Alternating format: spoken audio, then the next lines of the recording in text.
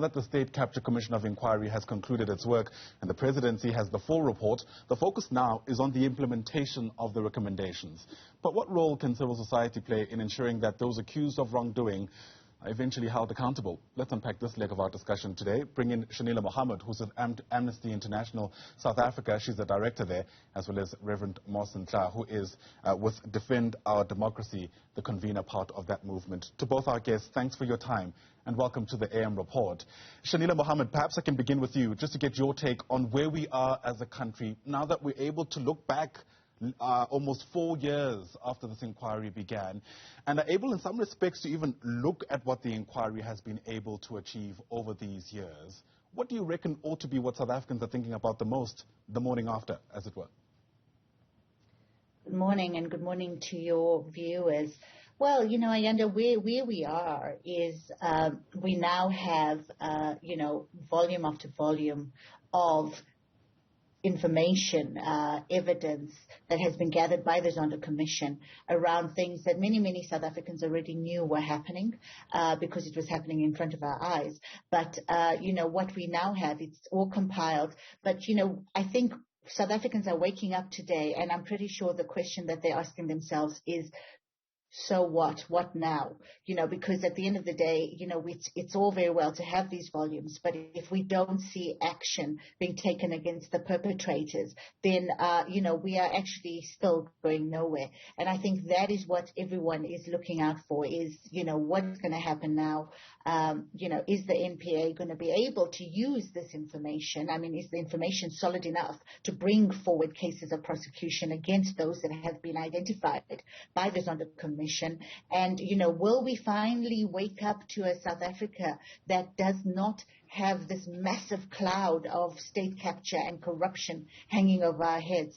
Yeah, interesting you ended that note, because Rev Moss, part of what Raymond Zondo had to say yesterday is that he doesn't believe that this inquiry in its fullness was actually able to get to the bottom of everything that relates to so-called state capture. In fact, he took it a step further and says he doesn't want to create the perception that even the report is enough to prevent future state capture from taking place. In that context, what do we make then of the role that civil society can still play, especially considering that civil society had a big role to play in getting us here to begin with?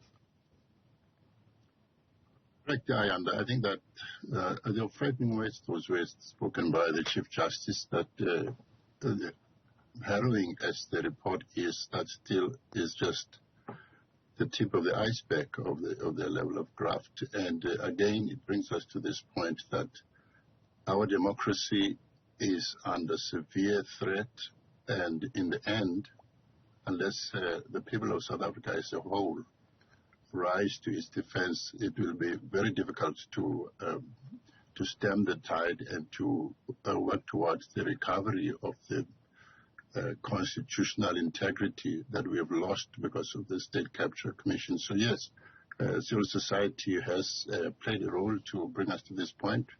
And it will also be necessary for us to continue to monitor those recommendations that were given in the Zondo report, very far-reaching recommendations that we believe, if implemented, could go some way in beginning the journey towards recovery. Of course, various people need to come to the party, as it were, as things stand. The NPA has a lot of pressure on its back, but Parliament too, many might argue, has some kind of role in trying to ensure that at least there's some tangible outcome from this report itself. It's interesting because obviously we're spoiled for choice about where to start in picking, parts of what's contained in the report itself, but part of the recommendations, for instance, that come from the Chief Justice is for a statutory offense with severe penalties to be created to deal specifically with people who abuse their power, people who are in a public office, especially in government and other organs of state. Shenilla Mohamed, is that a good place to start, do you reckon, if we are to make it a bit more difficult, as it were, for state capture to take place once again in the future?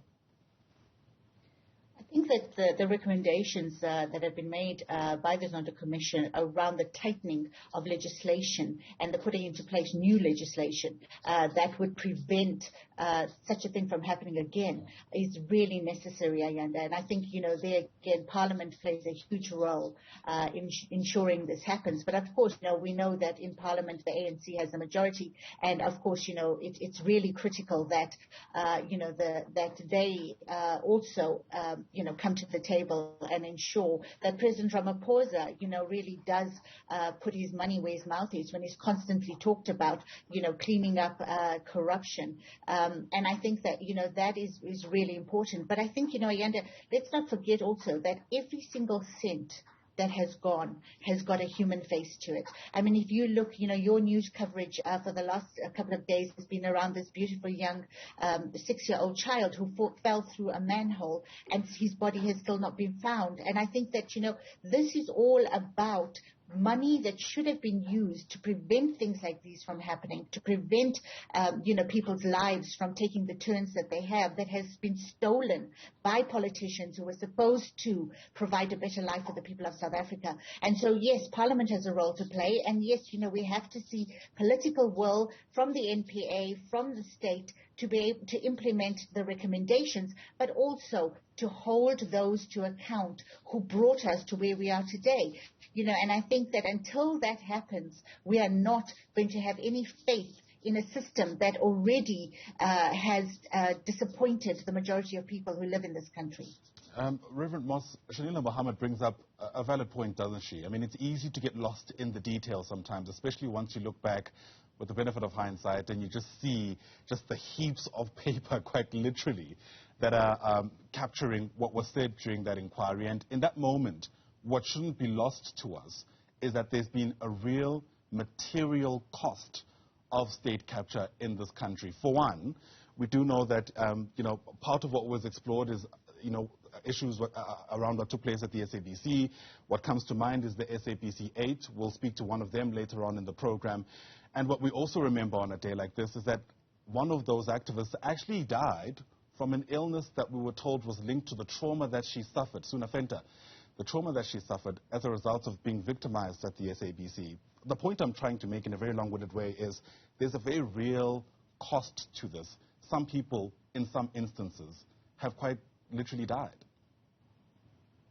Correct. I mean, there are many of this kind, and Shenilla is right, that 6-year-old who disappeared. You can think also of the many who've fallen within the latrine pit holes in schools which should have been sorted long time ago.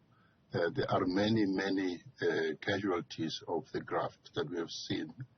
But at the bottom of it all, Ayanda, is the fact that the only sacred paper that holds this nation together is the Constitution. And that has been undermined to an extent that we almost are seeing anarchy in this country. We see tendencies that suggest that we may lose the very basis of our nationhood. And so it is, for that reason, an important moment for South Africa.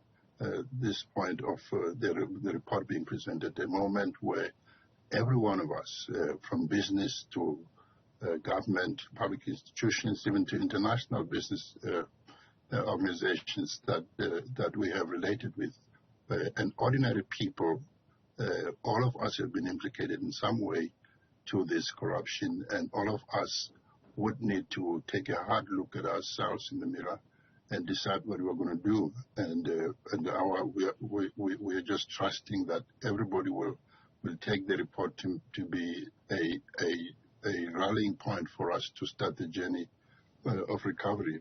Yeah. Shenilla Mohamed, Reverend Moss is, I guess, calling on introspection in some respects, and I hope a lot of that will take place in various sectors of society. And in leading us up to this point, there was also a lot of talk around the creation of social compacts that will work. And that speaks to civil society, the public sector, government, ordinary citizens, everyone working together to build a better South Africa, as it were. With these allegations laid bare now for us to see in many respects in a very consolidated way, how optimistic are you that we are able to now build those social compacts to build the kind of country that I think we all want to live in? Well, I think that the Zondo Commission and the allegations and the recent arrests that have taken place, I think they've given people who live in South Africa some hope that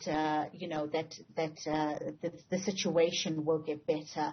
But I think until that hope translates into real action and the lives of the people of this country improve, and I think that the social compacts will still need some work. I mean, we do have social compacts that exist, but I think what happened in the past, decade or so of state capture is that people lost hope. They lost hope that there would be justice. They lost hope that there would be accountability. And as the Reverend says, there has been anarchy, and the Constitution, has been targeted.